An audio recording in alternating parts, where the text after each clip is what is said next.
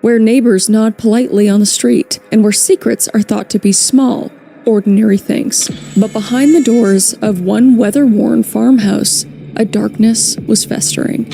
A man who seemed quiet, even harmless, carried with him obsessions too grotesque for the imagination. And when the truth finally surfaced, it shocked not only a town, but the entire nation. Crime, conspiracy, cults, serial killers, and murder. All things that I love to consume, and I know you do too, you sick, twisted, beautiful, intellectually minded freak.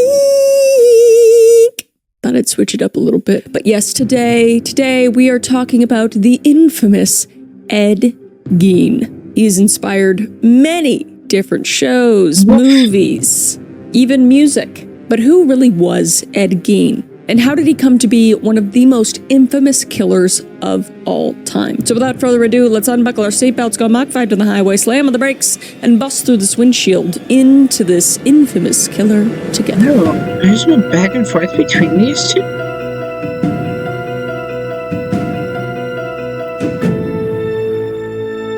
It's a fucking... At the start of the 20th century, Wisconsin had a strong rural character. Small farming communities dotted the landscape, and life on these farms was hard but simple. Families worked their land, raised livestock, and lived off what they produced. A simple life. The good old days, if you will. And this fostered a strong sense of self-reliance, but also isolation, as they could be quite remote. And this physical isolation meant that a family's home was its own little world, largely hidden from the outside scrutiny. And the social fabric of rural Wisconsin was tight-knit, yet pretty conservative. And many communities were anchored by churches, modest schools, and maybe a general store in the nearest village. So traditional values prevailed in this part of America. And people were expected to be industrious, devout, and reserved in personal matters. And mental health, as we think of it today, was not openly discussed, basically at all, because at the time, there was a strong stigma around psychological troubles. And those suffering from severe mental illness might be sent to distant asylums, but more often families just coped in private silence. In fact, the early 1900s were a low point in public attitudes toward mental illness. And in Wisconsin and elsewhere, society's approach was often to hide away or ignore those deemed, quote, unstable, unquote. And emotional issues or strange behavior within a family were usually kept behind closed doors. And family life in these farming communities was frequently authoritarian, and fathers were traditionally the heads of the household, but mothers too could wield fierce influence over the children's upbringing. And strict discipline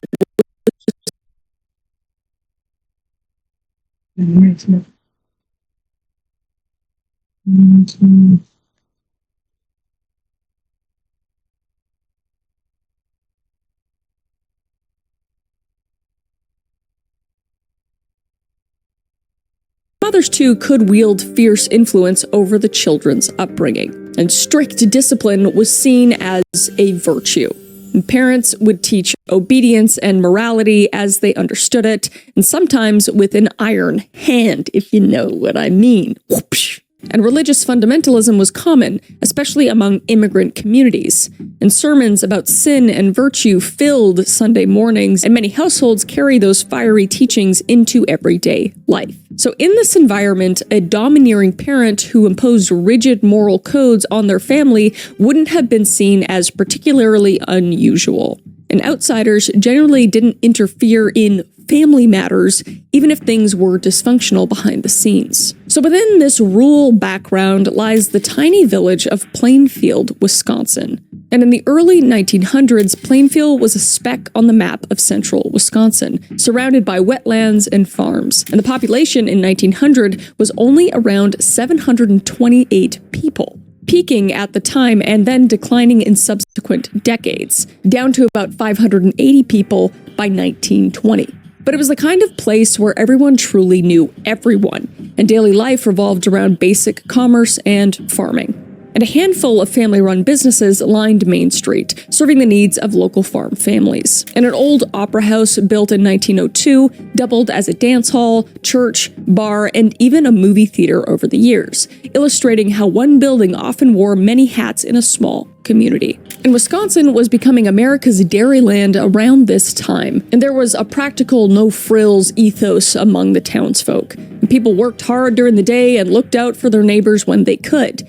Yet despite the friendliness on the surface, Plainfield's remoteness fostered a mind-your-own-business mentality. And if a family chose to keep to themselves on a farm outside of town, few would pry. So it was easy for someone to live a fairly reclusive life without drawing much attention, a very important factor for the story to come. But overall, early 20th century Plainfield offered a picture of secluded small-town America, quiet, insular, and set in its own ways. And the stage was set for a future tragedy. A tragedy that would seem utterly inconceivable against such an unassuming rural backdrop. And little did those farmers and shopkeepers know that one of their own would become the stuff of American nightmares. So the Gein saga begins with two people who, on the surface, appeared unremarkable for their time. And that is George Philip Gein and Augusta Wilhelmine Lurk. So George and Augusta were both children of German immigrants and were raised in Wisconsin in the late 19th century. And George, born in 1873, grew into a hefty, hard-working man, but one beset by personal demons, because he had a reputation for being an alcoholic, and he drifted through various jobs, never able to hold anything steady for long. And over the years, George worked as a carpenter and even a tannery hand, but his lack of discipline and heavy drinking kept sabotaging any chance of success. And he, by all means, appeared to be a man who would rather drown his disappointments in whiskey than confront them. And in contrast, Augusta, born in 1878, was George's polar opposite in personality. Because Augusta came from a strict old Lutheran family of Prussian Germans. And the old Lutherans were known for their ultra-conservative, fire and brimstone brand of faith. It's God's word or nothing, basically. So from a young age, Augusta was taught that the world is a wicked place. And not wicked as wicked awesome, wicked as in, evil. Infected with sin in every thought and deed. And this creed became the core of her being.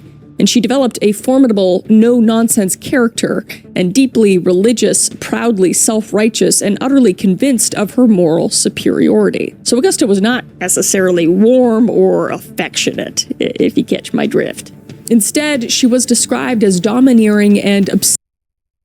Severe mental illness might be sent to distance in personal matters, hidden from the outside scrutiny. And the social fabric of rural Wisconsin was tight-knit, yet pretty conservative.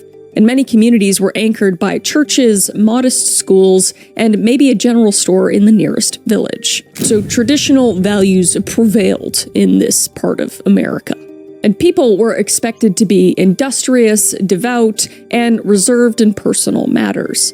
And mental health, as we think of it today, was not openly discussed, basically at all, because at the time there was a strong stigma around psychological troubles, and those suffering from severe mental illness might be sent to distant asylums, but more often families just coped in private silence. In fact, the early 1900s were a low point in public attitudes toward mental illness. And in Wisconsin and elsewhere, society's approach was often to hide away or ignore those deemed, quote, unstable, unquote. And emotional issues or strange behavior within a family were usually kept behind closed doors. And family life in these farming communities was frequently authoritarian, and fathers were traditionally the heads of the household, but mothers too could wield fierce influence over the children's upbringing. And strict discipline was seen as a virtue. And parents would teach obedience and morality as they understood it, and sometimes with an iron hand, if you know what I mean. Whoopsh. And religious fundamentalism was common, especially among immigrant communities. And sermons about sin and virtue filled Sunday mornings, and many households carry those fiery teachings into everyday life. So in this environment, a domineering parent who imposed rigid moral codes on their family wouldn't have been seen as particularly unusual. and outsiders generally didn't interfere in family matters, even if things were dysfunctional behind the scenes. So within this rural background lies the tiny village of Plainfield, Wisconsin. And in the early 1900s, Plainfield was a speck on the map of central Wisconsin, surrounded by wetlands and farms. And the population in 1900 was only around 728 people, peaking at the time and then declining in subsequent decades, down to about 580 people by 1920. But it was the kind of place where everyone truly knew everyone, and daily life revolved around basic commerce and farming. And a handful of family-run businesses lined Main Street, serving the needs of local farm families. And an old opera house built in 1902 doubled as a dance hall, church, bar, and even a movie theater over the years, illustrating how one building often wore many hats in a small community. And Wisconsin was becoming America's dairyland around this time, and there was a practical no-frills ethos among the townsfolk. And people worked hard during the day and looked out for their neighbors when they could. Yet despite the friendliness on the surface, Plainfield's remoteness fostered a mind-your-own-business mentality. And if a family chose to keep to themselves on a farm outside of town, few would pry.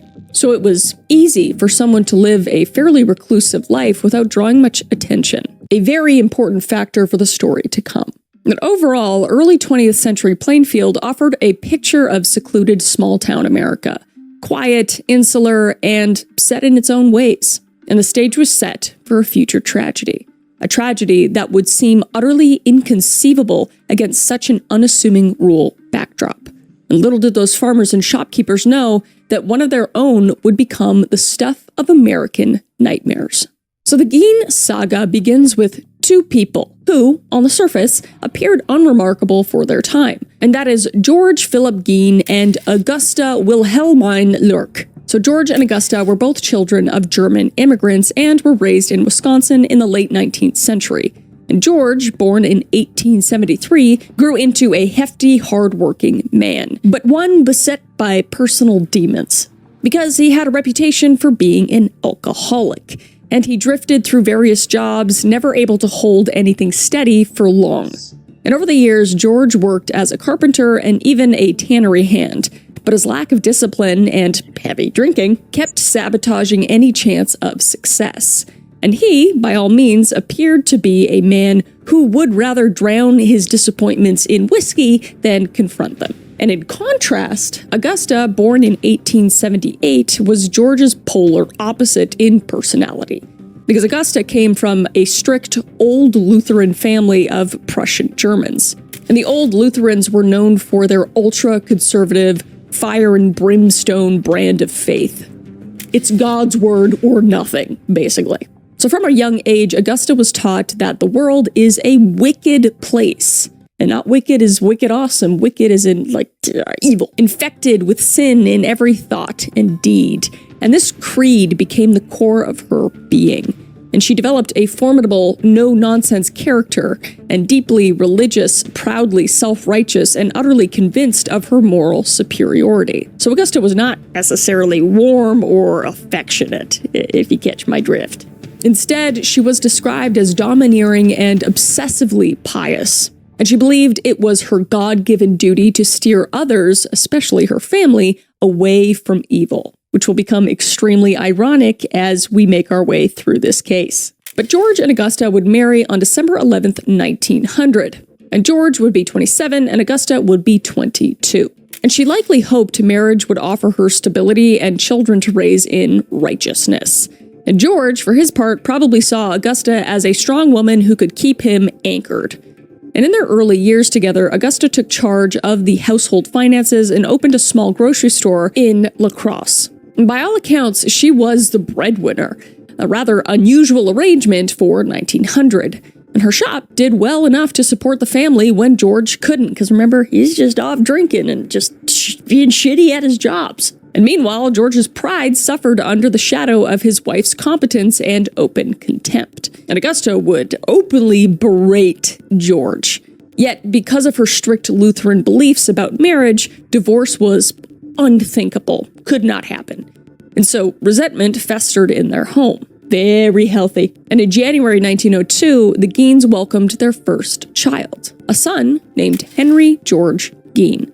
And Augusta had desperately wanted a daughter, someone she could mold into her own devout image, an obedient girl safe from the corruption of men. So the birth of a boy was a disappointment to her. Not a great start for this little guy. But still, Augusta was determined to raise Henry right. So she quickly established herself as the ultimate authority over the child, essentially sidelining George's role as a father. And those early family years were dominated by Augusta's growing control. And she preached and scolded, making it clear that sin lurked around every single corner, just molding an extremely paranoid child. And George, increasingly emasculated, drank even more and grew but when inebriated. So domestic life became a kind of tug-of-war, because there was Augusta's stern discipline on one side and George's drunken outbursts on the other hand. So as the years went by, Augusta's influence only expanded, and on August 27th, 1906, she gave birth to a second son in La Crosse, and that was Edward Theodore Geen, known as Ed, the guy we're talking about today. And this child, too, was not a girl. Oh, 2 strikes, and she's pissed. So, if she couldn't have a daughter, Augusta resolved that her sons would be kept pure at all costs. From the moment Ed was born, Augusta's word was law in the Geen household. Again, not a good start to this little guy's life. So she would tolerate no dissent from George or the boys. Augusta was queen bitch of this house. So a stern, joyless routine was established in this household, and that is that the children would attend to their chores, and Augusta would attend to their souls, basically. Their souls that were just caked with evil, in Augusta's opinion. So every afternoon, she set aside time to read the Bible to her sons, often selecting fire and brimstone verses from the Old Testament or Revelation about divine punishment and the evils of depravity. Old Testament, if anybody's read it, man, that shit is crazy. All right. I got it read to me as a kid. It's the stuff of nightmares. Highly recommend New Testament, little lighter. But she drilled into Henry and little Ed that the world outside was filthy and a very immoral place. And in Augusta's eyes, nearly all women, herself excepted, were harlots and instruments of the devil, out to seduce and destroy men. So, just a classic boy mom, basically. I'm just kidding. I'm kidding, okay? My sister's a boy mom. She's a great boy mom. I'm kidding. But we all know who I'm talking about, all right? Those moms that just, never want their boys to, have a girlfriend or a wife or whatever. It's a little weird. Anyway, so drinking alcohol was a damnable sin. Intercourse was evil, and only total obedience to God and to Augusta as God's emissary could save her family from hellfire. So within this fervent atmosphere, George Geen receded into irrelevance, and Augusta's scorn for her husband was never concealed either. And like we said, she openly berated him as a useless drunk who was headed for hell. Just very healthy household. And just powerless to change his situation, George mostly slunk into the background, nursing his bottle of whiskey. And when he did get involved with the boys, it was usually in anger. And he would furiously slap Ed's head, sometimes hitting him until the boy's ears rang, which is horrible. And these beatings only reinforced Ed's fear of adoration of his mother, because she was the one who claimed to love and protect him from a sinful world, whereas his father met his tears with violence. So we're getting a very unhealthy attachment. The umbilical cord is growing stronger between Eddie and Mommy. And though she was also verbally abusive to the boys, believing them to become eventual failures, just like their father was in her eyes. But by the time Ed was a toddler and Henry a young boy, Augusta had effectively constructed an emotional fortress around her family. She was basically a cult leader, and she would even forbade the children from having any friends over, or just friends in general. These kids were extremely secluded. And she just poured her energy into running the household and lecturing her sons on morality. And in public, Augusta was outwardly respectable, a hard-working store owner and farm wife. And neighbors in La Crosse might have found her rigid and holier-than-thou, but nothing about the Guines' early years drew serious outside concern. Remember, everybody just kind of kept to themselves and were like, oof, that's their problem. You know, she's a bit crazy, but, you know, she's hardworking and everything. So nobody really, turned their heads. Behind closed doors, however, Augusta's fanaticism and George's failure created a very toxic home environment. And when the stresses of city life and George's drinking grew too much, Augusta sought a drastic change. You know what I love about fall? Those cozy nights when you actually want to turn on the oven and make something hearty and warm. And that's exactly why I've been obsessed with HelloFresh lately. And they just dropped their biggest menu refresh yet. And honestly, it's been a game changer for my dinner routine. I personally use HelloFresh, and you should too. But honestly, they've literally doubled their menu. We're talking 100 times more life. CCCM10FM to get 10 free meals plus a free item for life. Trust me on this one though, your dinner game is about to level up. Thank you so much for HelloFresh for supporting this channel and sponsoring this video. Let's get back to it. So it was around 1915 she relocated the family to a farm on the outskirts of the tiny town of Plainfield. And she deliberately chose this 155-acre farm for its seclusion, far from any immorality of larger towns. So by removing her family to an isolated patch of rural land, Augusta believed she could shield her sons from the corrupt influences once and for all. And indeed, the Guines farm would become a world unto itself, with Augusta, its unquestioned cult ruler, at the head. And George was too beaten down and often just too drunk to protest the move. Plus, he didn't make any money, Augusta just had all the power in this relationship. Thus, as the Guines family headed into Ed's childhood years, Augusta's grip was ironclad, and the stage was set for a very peculiar upbringing. So Edward, or Ed Guines, spent his earliest years under the absolute authority of his mother, as we know. And the Plainfield farmhouse was old and modest, but Augusta saw it as a sanctuary from the modern world's sins. And for Ed, it became a lonely kingdom of fields and dense silence. And he was rarely allowed to leave the property except for school. And inside the home, Augusta's presence loomed as large as ever. And every day, Ed heard the same fiery sermons from his mother.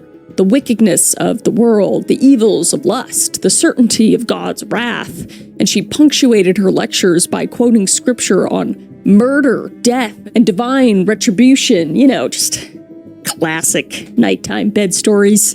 But ironically, foreshadowing the darkness that would later unfold, because Ed's impressionable mind absorbed it all. And he grew up literally idolizing Augusta. Because to him, she was practically infallible, his guiding light in a world full of temptations. But Augusta's love was harsh and conditional, as a mother's love is, and she enforced discipline with a heavy hand. And in one especially traumatizing incident, young Ed was caught by his mother doing something a boy does when they hit puberty, if you know what I mean, in the bathtub. And Augusta flew into a rage, and she grabbed him by his you-know-what and called them the curse of man, scolding him that act was a filthy abomination. And Ed was mortified and learned to associate any normal urge with intense guilt and fear of his mother's wrath. Again, just very healthy practices going on here, and by that I mean extremely toxic. So the boy's childhood was marked by social isolation and strange influences. And as a child, at around the age of 7, Ed reportedly witnessed his parents slaughter a hog in the farm's shed. And disturbingly, Ed later recounted that watching this violent butchery excited him so much that he experienced an involuntary release, if you know what I mean, which is just not cool to think about, but it happened. And this shocking reaction suggests that even at a young age, Ed's psyche was mixing violence and arousal in a very abnormal way. And whether Augusta ever learned of this incident is unknown, but it shows the seeds of Ed's pathology were quietly taking root in childhood. And despite his bizarre home life, Ed outwardly appeared as a shy, awkward boy, not a little boy who really liked watching animals die a little too much. And as if the kid didn't have it hard enough growing up, a congenital growth on his eyelid gave him a bit of a lazy eye, and a lesion on his tongue.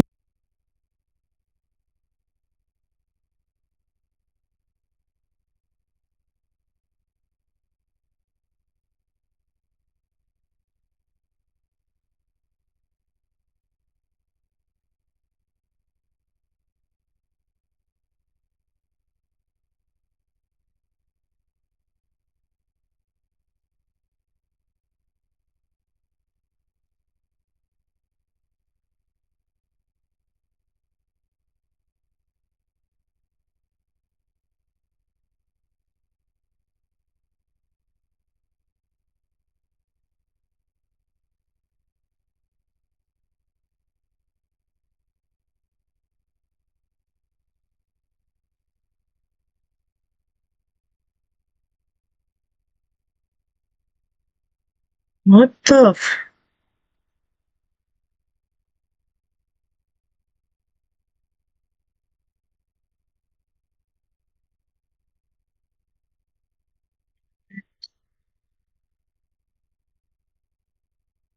What the fuck? Smash into.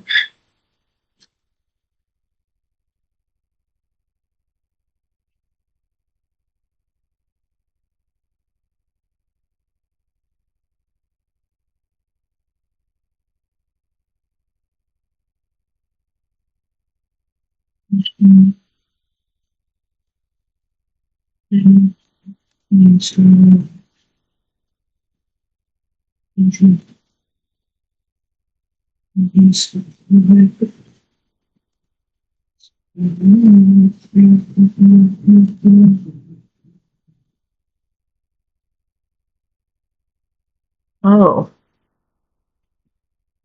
Mm.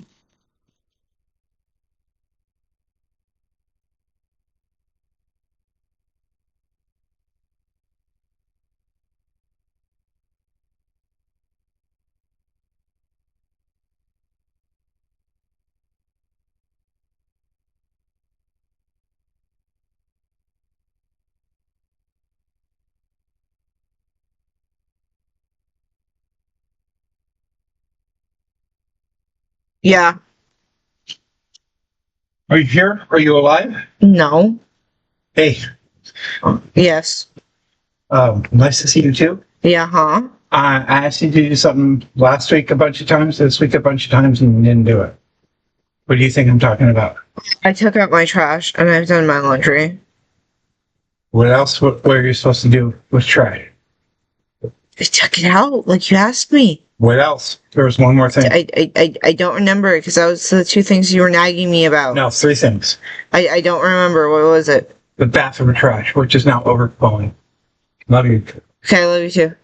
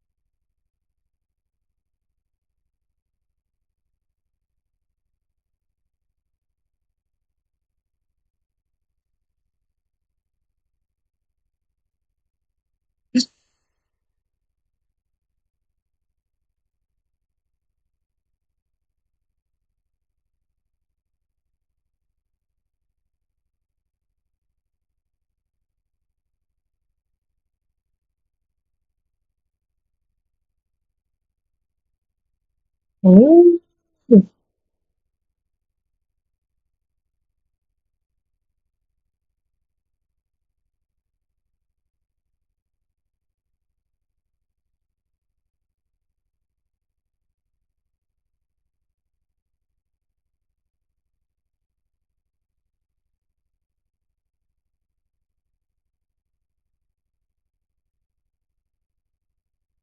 It caused him to speak with a slight lisp.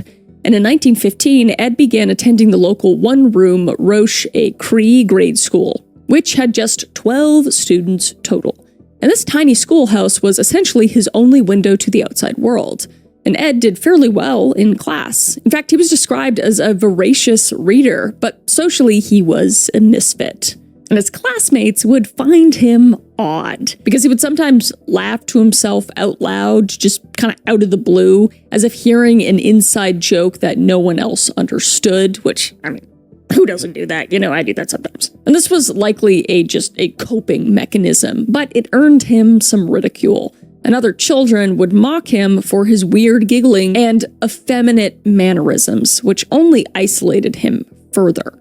And being ostracized hurt Ed deeply, but at home he got zero sympathy, as we know. You know, mommy doesn't give a shit.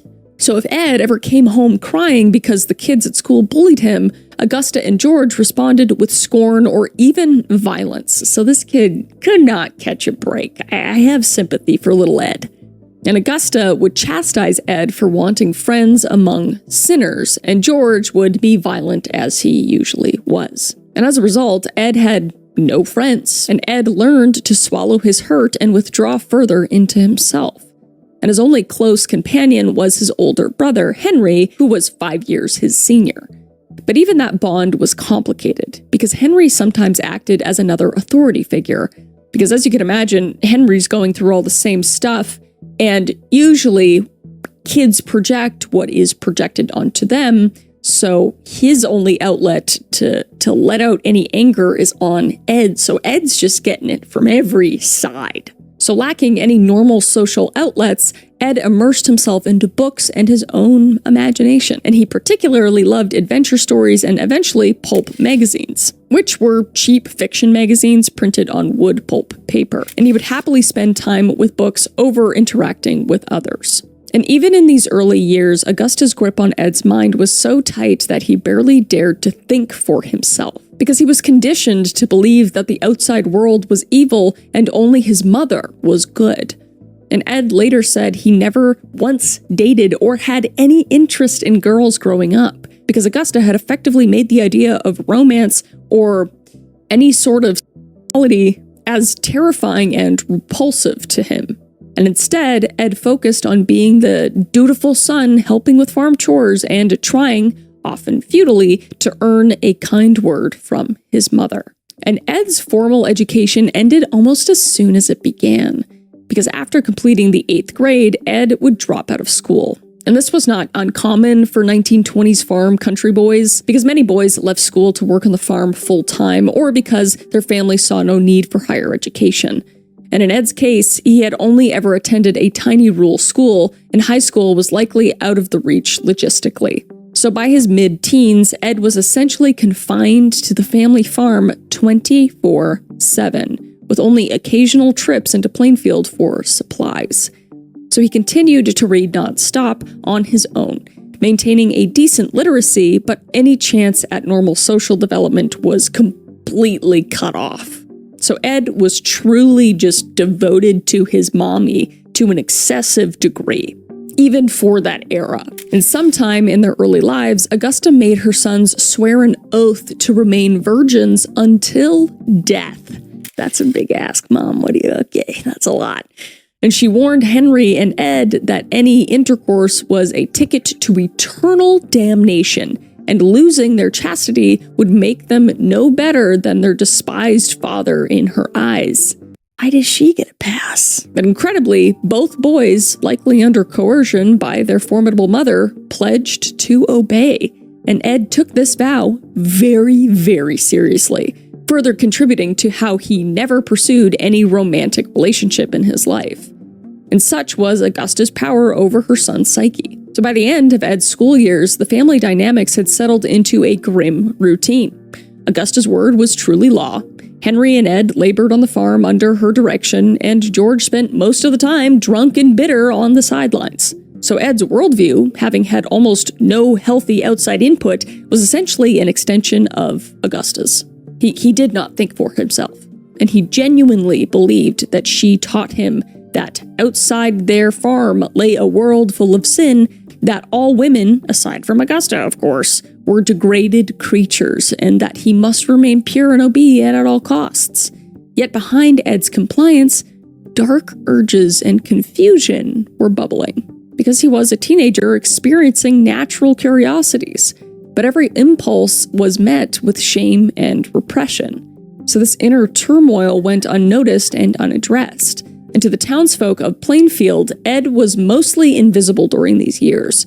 No one could have imagined that this boy, so seemingly timid and insignificant, would later unleash horrors that defied imagination. All right, we need to take a quick minute to tell you about my new obsession, and that is Lola blankets, the thing I'm wrapped up in right now. And I'm not even exaggerating when I say this has completely changed my life, at least the comfort in my life. And you know me, I am a blanket person. I've got that whole cozy corner set up with my stack of books and my current Netflix binge. But this Lola blanket, it's on a whole other level. I truly wish you could feel how soft this is through the screen. It's this incredible vegan faux fur that's somehow both luxurious and practical. I'm currently sporting the caramel and soft. The show. But seriously, wrap yourself in luxury with Lola Blankets, because you deserve it. Thank you so much to Lola Blankets for supporting the channel and sponsoring this video, and let's get back to it. So as Ed Gein grew into his late teens and 20s, the 1920s and 1930s, his world remained in the cramped confines of the family farm, and the grip of his mother, of course. And Ed's father, George Gein, deteriorated significantly during this period, because years of alcohol caught up to him. So he became weak and frequently ill and unable to contribute much to the farm. And by the late 1930s, George was essentially a helpless invalid, entirely dependent on the family members whom he had alienated with his drinking and abuse. And Augusta and the boys feared and despised George, considering him a living embodiment of failure. And he spent his days mostly in a stupor, offering occasional slurred complaints, but little else. And in April of 1940, George Gein finally died, officially of heart failure, likely made worse by his alcoholism at the age of 66. And Augusta, ever unforgiving, reportedly remarked that her husband's death was a result of his own weakness and that he was now reaping divine punishment. I'm sure they had just a wonderful marriage together. Guy was probably just hoping for death. Not that he was a good guy, he was also evil, but you know. Just a whole shit situation. And naturally, Augusta expressed zero grief during this time, because now, with George gone, the Gein household consisted of just Augusta and her 2 adult sons. Henry, now nearing 40 years old, and Ed, who was in his mid-30s. And the dynamic began to shift in subtle ways. And the brothers, particularly Henry, assumed the responsibilities of keeping the farm and finances afloat. So both men would take on odd jobs around Plainfield to supplement their meager farm income. And they did handyman work for neighbors, repairing roofs, doing carpentry, manual labor. And Ed in particular found his own niche, which was babysitting children. I don't know about that. But Ed would relate easier to children than to adults, and perhaps because his own emotional development was stunted and he felt less judged by kids. And neighbors considered Ed and Henry trustworthy and honest workers, and out in the community, the Gein brothers gave little cause for any sort of alarm. They were dependable if you needed help, and Ed's quiet demeanor led many to view him as harmless. He was just the shy bachelor who could fix your fence or watch your children, known to be polite and somewhat childlike himself. Behind closed doors, however, significant tensions were brewing between the Gein brothers and their formidable mother, because Henry had never been as wholly under Augusta's spell as Ed was. And as he entered middle age, Henry began to challenge Augusta's authority in ways Ed would never dare. and Henry started dating a local woman, a divorced single mother of 2, and expressed plans of moving in with her. I'm scared. Because this was an open act of defiance against Augusta's wishes. She would have seen a divorced woman as a living sin, as if she didn't already see women in general as just deplorable creatures. And what's more is Henry had the audacity to criticize Augusta in front of Ed. And he told Ed that their mother was overbearing and that Ed's attachment to her was unhealthy. Henry's just saying what we're all thinking, isn't he? And these comments shocked and hurt Ed deeply, and he reacted as if Henry was uttering blasphemy. Because to Ed, as we know, Augusta could do no wrong, and hearing his brother speak ill of their sainted mother was nearly unthinkable. So the relationship between the brothers started to fray, and Henry's independent streak just started to grow, while Ed remained ever the dutiful son. And by the early 1940s, Henry's private attitude toward his mother was reportedly one of growing resentment. And he saw Augusta as a toxic influence, and he worried aloud about what would become of Ed when something would happen to their mother. And Henry allegedly confided to friends that he was concerned for Ed's mental state, given how obsessed Ed was with Augusta. And this concern turned out to be a tragic foresight, because on May 16th, 1944, a mysterious incident occurred that would later raise many eyebrows, because the brothers would be burning brush on their property, a routine task of clearing marsh vegetation. But the fire would blaze out of control and drew the attention of the Plainfield Volunteer Fire Department. And after firefighters doused the flames, Henry was nowhere to be found. And Ed claimed that he had lost sight of Henry in the confusion. And a search party went out that night and found Henry's dead body lying face down. And Henry was 43 years old at the time. And at first glance, it appeared he might have succumbed to heart failure while fighting the fire, as there was no significant burns on his body. And the local coroner listed asphyxiation from smoke as the cause of death, and authorities accepted it as just a tragic death. However, some details didn't add up. Because according to one biographer, Henry's corpse had bruises on the head that suggested he may have been struck.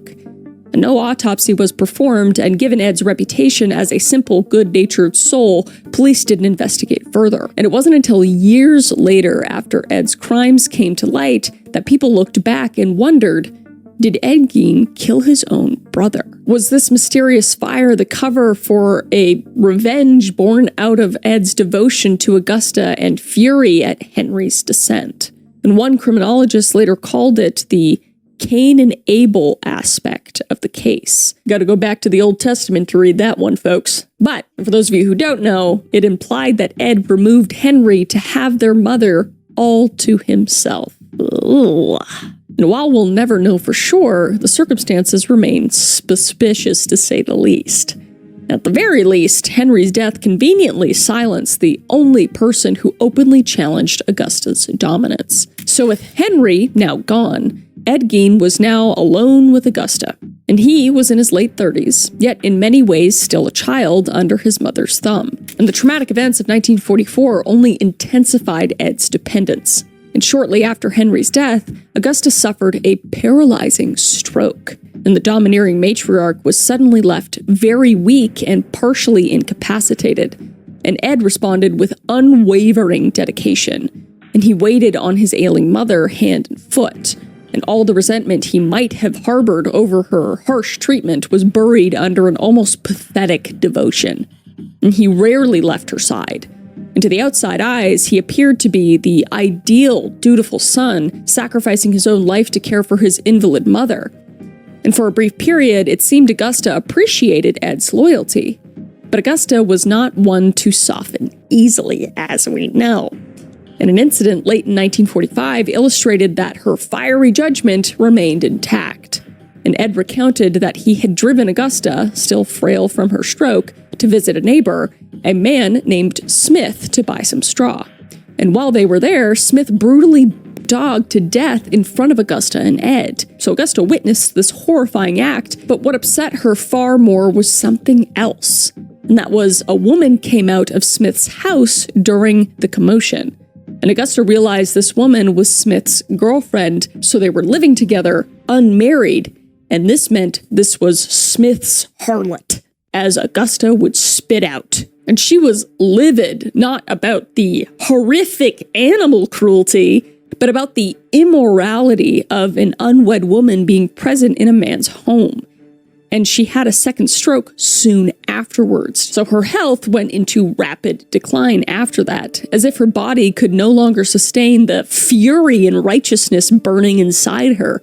And on December 29th, 1945, Augusta Wilhelmine Geen died at the age of 67.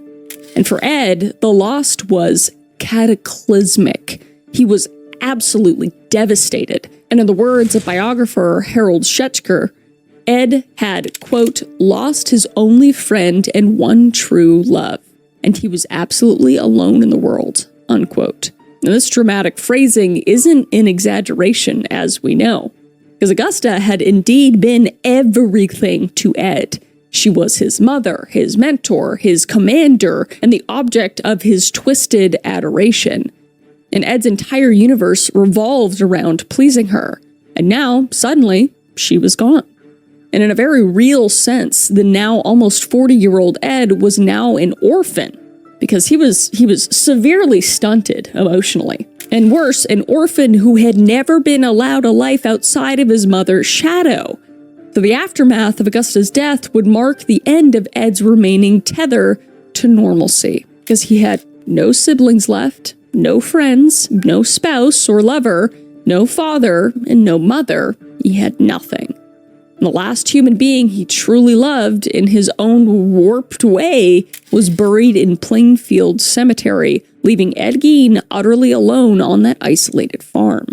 And this moment at the end of 1945 was the turning point, and the descent into utter madness was about to begin. And all the evil seeds that had been planted in Ed's psyche over decades, the repression, the violent fantasies, the unhealthy obsession with his mother, now had free rein to grow in horrific ways. So after Augusta Geen's death, Ed Geen's life slipped into eerie solitude and derangement.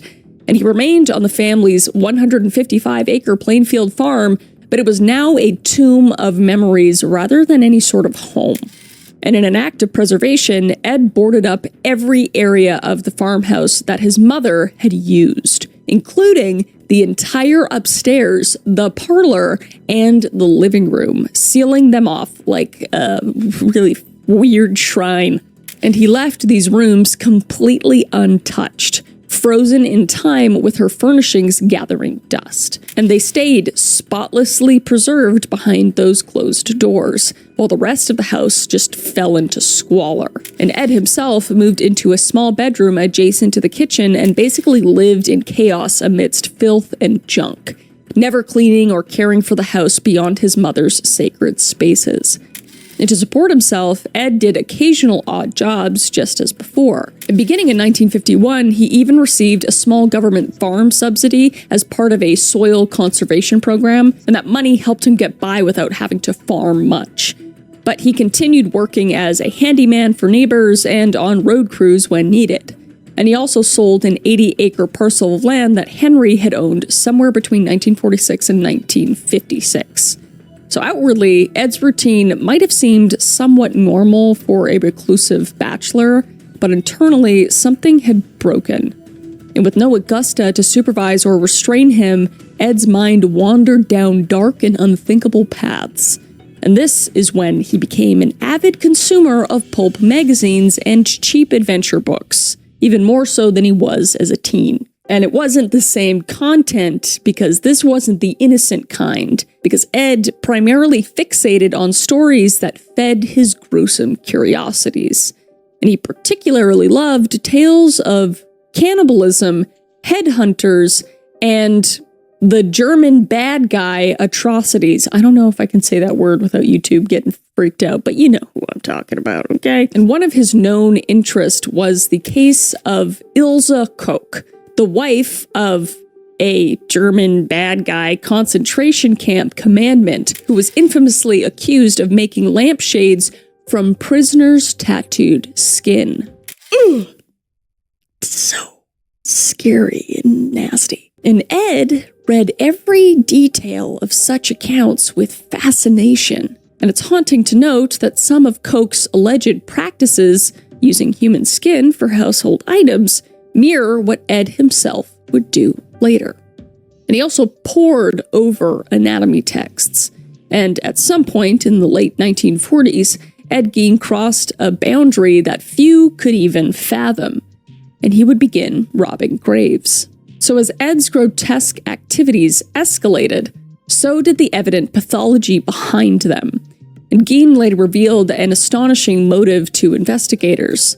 He was literally trying to create a, quote, woman suit, unquote, from human skin so that he could become his mother to literally crawl into her skin, unquote. It's as chilling as it sounds, because Ed missed Augusta so terribly and was so psychologically warped that he believed he could bring some aspect of her by wearing the remains of women who reminded him of her. Just the ultimate messed up final boss mommy's boy. It was like a perverse form of idol worship and identity theft combined. So he would stitch together skin from female corpses that were already deceased because he was grave robbing. He did not kill these people yet, but he would stitch them together to fashion a copy of a female body, including a vest, like torso, or a corset of skin from shoulders to waist, and leggings made of human leg skin, and masks peeled from their faces. And when he donned these horrific costumes in the privacy of his home, Ed could pretend Augusta was still with him. My skin is, I want to crawl inside myself right now. It's horrific to think about. And this behavior goes beyond any ordinary mental illness. It was uniquely deranged. And during this descent, Ed also kept trophies and tokens. And many of these gruesome items would later be found in Ed's home, shocking the entire world. But in the late 1940s and early 1950s, no one knew this lonely old Gein place was essentially a twisted morgue. And there were a few red flags noticed by locals, but they were either dismissed or seen as eccentricities, I guess. One 16-year-old kid who knew Ed, which was the son of one of the family friends, recalled that Ed showed him some shrunken heads he kept at the farm, claiming they were war relics sent by a cousin who served in the Pacific. But in reality, they were the peeled faces of women Ed had exhumed, carefully treated to look like macabre collections. Oh my God. And when this eventually came to light, the entire community realized that Ed had been parading his grisly souvenirs in plain sight.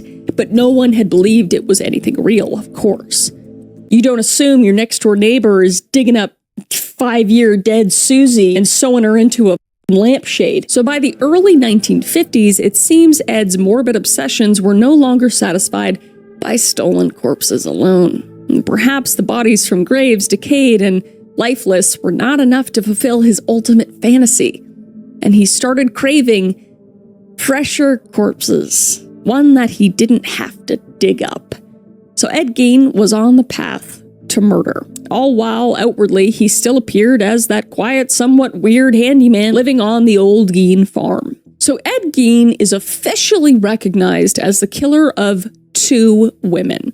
And those are the crimes that finally exposed his full monstrosity. So Mary Hogan was a divorcee in her early 50s who ran a tavern in a nearby community in Bancroft, just a few miles from Plainfield. And curiously, Mary bore a physical resemblance to Augusta that drew Ed's attention. And on a cold winter afternoon of December 8, 1954, Mary Hogan vanished from her tavern. And details of her disappearance are scarce.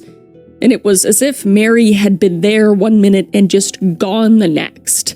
But in reality, Ed Gein had shot Mary Hogan inside her own tavern. And with uncanny strength or sheer determination, he hauled her corpse onto a sled and dragged her body back to his farm.